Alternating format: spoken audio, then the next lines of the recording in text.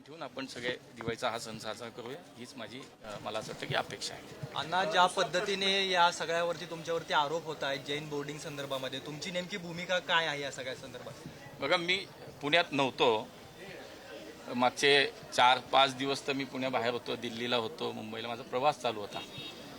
आणि मी आपल्याच माध्यमातून थोडं वेगवेगळ्या चॅनेलवरती आणि ह्याच्यावरती ह्या सगळ्या बातम्या पाहिल्या.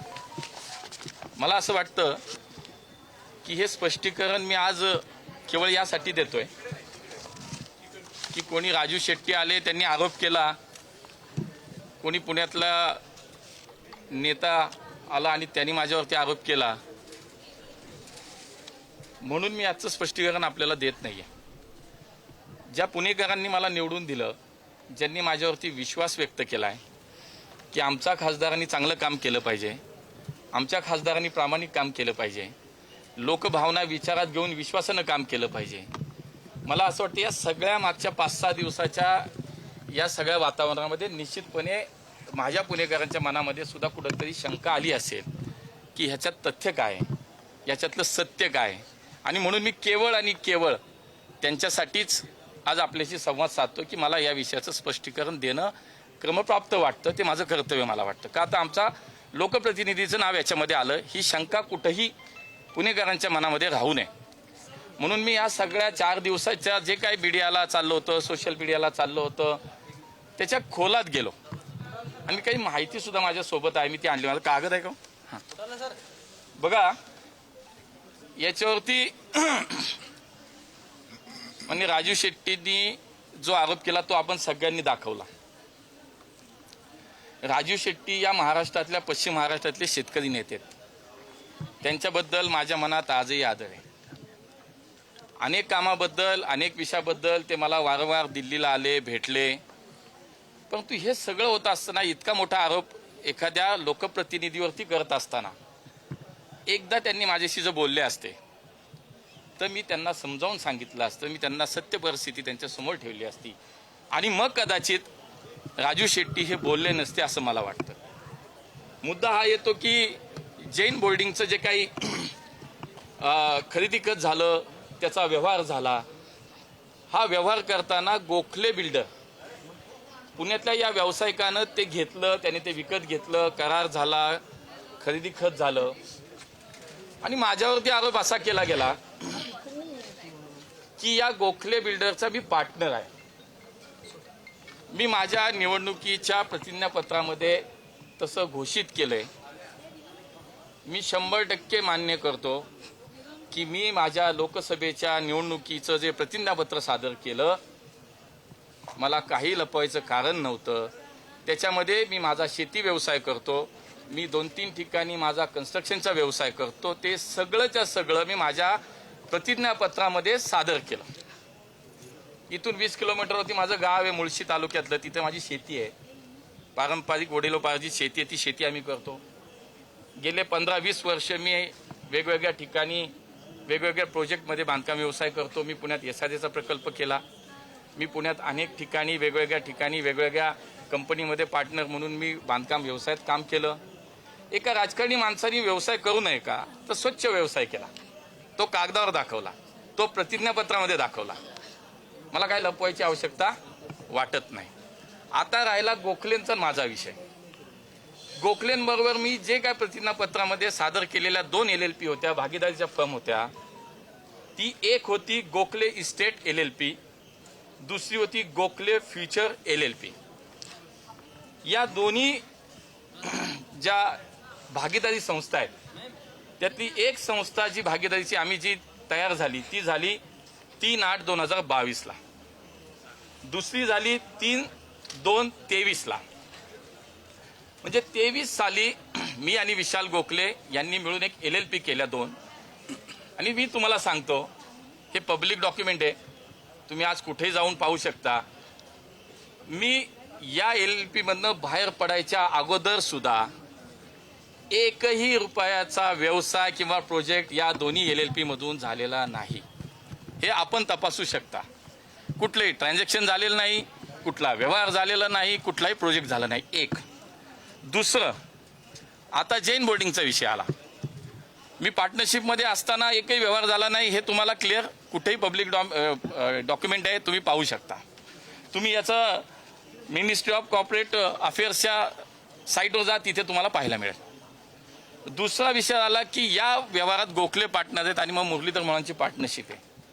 मी आपल्याला सांगतो, या दोन्ही LLPच्या राजीनामा देऊन मी 25 नोव्हेंबर 2024ला मी कागदही दाखवतो आपल्याला. 25 नोव्हेंबर 2024ला आणि दुसरं जे आहे दोन्ही 25 नोव्हेंबर 2024ला मी ह्या दोन्ही LLP मधनं बाहेर पडलो. त्याचं हे ऑफिशियल डॉक्युमेंट मी आपल्याला दाखवतो. आपण सगळे तारीख पाहू शकता, इथे तारीख दिलेली आहे. या दोन्ही LLP मधनं मी बाहेर पडलो नोव्हेंबर 2024. बरोबर. आता विषय राहतो मग या जैन बोर्डिंगचं एकूण जर आपण क्रमवारी पाहिली की हा व्यवहार कसा झाला, तर 16/12 म्हणजे 16 डिसेंबर बघा, म्हणजे मी बाहेर पडून त्याच्या आधी 1 महिना झाला होता आणि त्याच्या आधी सुद्धा या दोन्ही फर्ममध्ये माझा एकही व्यवहार, एकही प्रोजेक्ट गोखलेंबरोबर झालेला नाही. आम्ही एखादा व्यवसाय एकत्र करावा, काहीतरी प्रोजेक्ट करावा म्हणून ते करून ठेवलं होतं. लपवलंय का? नाही लपवलं. सांगतोय, क्लिअर सांगतोय. दुसरं, जैन बोर्डिंगच्या ट्रस्टींनी 16 डिसेंबरला त्यांची जी काय मीटिंग झाली, त्याच्यामध्ये जी ट्रस्टची मीटिंग झाली त्याच्यामध्ये त्यांनी हा मुद्दा डिस्कस केला. 16 डिसेंबर 2024ला त्यांनी हा ट्रस्ट ही जमीन विकसकाला द्यायचा निर्णय घेतला. त्याच्यानंतर त्यांनी 20 डिसेंबरला पुण्यातील प्रभात, फायनान्शियल एक्सप्रेस, पुढारी, बिझनेस स्टँडर्ड मुंबई आणि पुढारी मुंबई अशा अनेक वर्तमानपत्रामध्ये याची टेंडर नोटीस केली. कधी केली? 20/12/2024ला.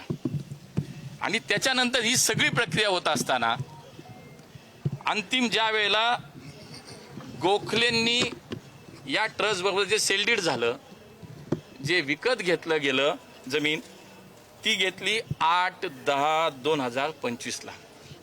आता मला सांगा, 8/10/2025ला जो व्यवहार झाला आणि मी बाहेर पडलो 25/11/2024ला, म्हणजे 11 महिन्यापूर्वी, ज्यावेळेला हे डॉक्युमेंट होतं त्याच्या आधी 11 महिन्यापूर्वी, म्हणजे ट्रस्टनी निर्णय घेतला विकायचा त्याच्याही अगोदर जर मी त्या फर्ममधनं बाहेर पडलो आणि ती फर्म अशी आहे की त्याच्यामध्ये एकही रुपयाचा व्यवहार झाला नाही, तर मग मुरलीधर मोहोळचा या विषयाशी संबंध कुठे आला?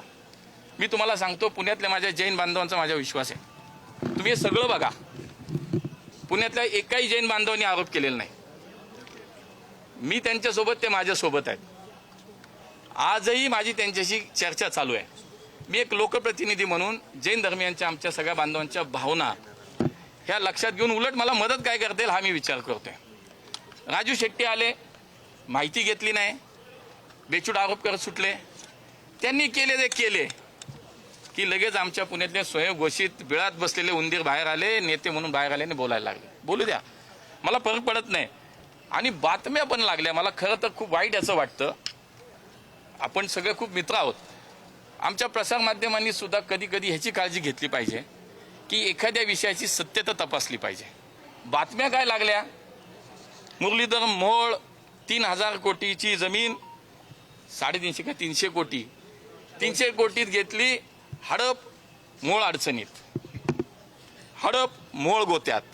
मला असं वाटतं की शेवटी इथपर्यंतचा प्रवास करत असताना 30-32 वर्ष सामाजिक सार्वजनिक जीवनात आम्ही काम केलंय. मी वाईट याचं वाटतं की अशा एखाद्या चुकीच्या विषयानं एखाद्या राजकीय कार्यकर्त्याचं मनोबल खच्ची होतं, एखाद्याचं करिअर उद्ध्वस्त होऊ शकतं. पण मी समजून घेतलं की जी समोर तुमच्या परिस्थिती आली ते तुम्ही मांडली. माझं काम होतं की त्याचं स्पष्टीकरण देणं. आणि म्हणून मला असं वाटतं की या सगळ्या विषयामध्ये आज मी स्पष्टीकरण दिलं पाहिजे. आणि ज्या दिवशी मी ह्याच्यातनं बाहेर पडलो, मिनिस्ट्री ऑफ कॉर्पोरेट अफेअर्सचं ऑफिशियल डॉक्युमेंट इथं आहे सही शिक्क्याचं, की त्याचा सुद्धा रिपोर्ट माझ्याकडे. मी तो ह्या सगळ्यांना पाठवला, सगळ्यांना, की बाबांनो चुकीचे आरोप करू नका, मला चुकीचं असेल तर मला सोडू पण नका. शेवटी एक जबाबदार लोकप्रतिनिधी म्हणून ज्या दिवशी मला जाणवेल की मी चुकतोय, मी वाईट काहीतरी करतोय, माझ्या पुणेकरांशी मी प्रतारणा करतोय, त्यांच्या विश्वासाला तडा जातोय, मी तुम्हाला सांगतो स्वतःहून बाजूला होईल. मी पण चुकीचे आरोप आणि चुकीच्या विषयाला कृपया मला असं वाटतं की प्रत्येक गोष्ट तपासली पाहिजे आपण. आणि म्हणून मला एवढंच वाटतं की राजू शेट्टी जे बोललेत मी त्यांचा आदर करतो. आजही त्यांनी माझ्याशी कधी चर्चेला यावं एक फोन त्यांनी केला पाहिजे होता मला, एक की मुरलीधर मोहोळ मी तुम्हाला आतापर्यंत 4 वेळा दिल्लीला भेटलो, शेतकऱ्यांच्या विषयावर चर्चा केली. हा विषय असा की तुमच्यावर आरोप केला जातोय तर तुम्ही एकदा बोला. त्यामुळे मला असं वाटतं की याच्यात दूध का दूध पाणी का पाणी. आता तो व्यवहार गोखले आणि ट्रस्ट हा कायदेशीर बेकायदेशीर ते कोर्ट ठरवेल, संबंधित व्यवस्था ठरवेल. आज मला सांगा पुण्यात कुठं रेट आहे हो? ती 1 लाख स्क्वेअर, मी माहिती घेतली, खूप खोलात गेलो, 1,20,000 स्क्वेअर फीटची जागा आहे. तिचं व्हॅल्युएशन 3,000 कोटी. मुंबईतल्या एका नेत्याने आखलेचे तारे तोडले, 4,000 कोटी गेले. अरे बाबा, पुण्यात 20,000 सगळ्यात मोकळ्या जागेचा 20,000 पर स्क्वेअर फूटच्या रेटपेक्षा हायएस्ट रेट पुण्यात नाही, कुठंच नाहीये. मुंबईत मलबार हिलला सुद्धा नाही. आज तुम्ही काय लावलंय? 300, 350, 350 कोटीची जागा 3,000 कोटी. हडप अडचण नाही बाबा. मग माझी एवढीच विनंती राहील की या सगळ्या याच्यामध्ये आपण सुद्धा सगळ्यांनी थोडी वास्तविकता तपासू, सत्यता तपासू. जर त्याच्यात दोषी कोणी आढळलं तर त्याला कोणी सोडू नका, माझ्याशी सोडू नका. म्हणून माझी आपल्याला हीच विनंती होती की मी नव्हतो पुण्यात 4 दिवस आणि कोण काय बोलतं कोण काय बोलतं याच्यामध्ये मला असं वाटतं काही इंटरेस्ट नाही. मी नाही बोललो. मला माझ्या पुणेकरांशी जी माझी बांधिलकी आहे मी ती जपली पाहिजे. आणि तुम्ही मंडळ ह्या लोकशाहीचा स्तंभ आहात.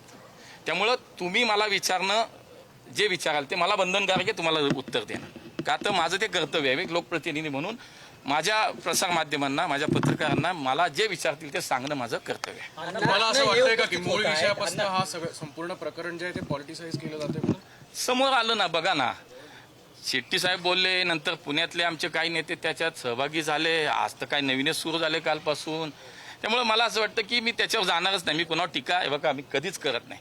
माझ्यावर झालंय मी क्लिअर, त्याचं मला असं वाटतं स्पष्टीकरण देणं आवश्यक आहे.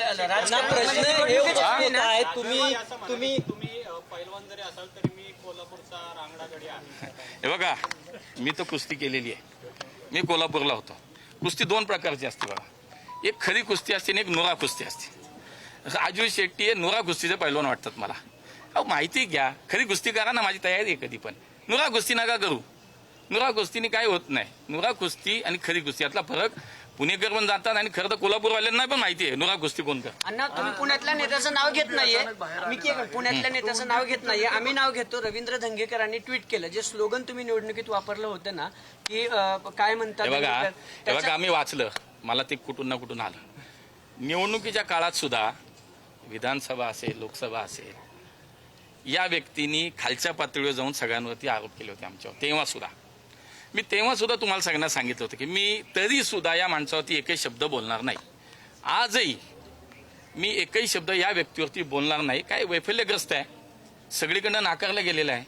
आणि मग आता करायचं काय म्हणून रोज काहीतरी नवीन उद्योग सुरू झाले आहेत, याच्यावर टीका करत आहेत.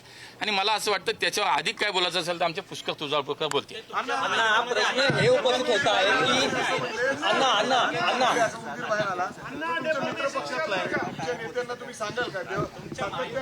मला असं वाटतं की आमच्या वरती नेत्यांची भूमिका स्पष्ट आहे. आम्ही महायुतीतले सगळे नेते आमची जे सांगतील ते आम्ही ऐकतो.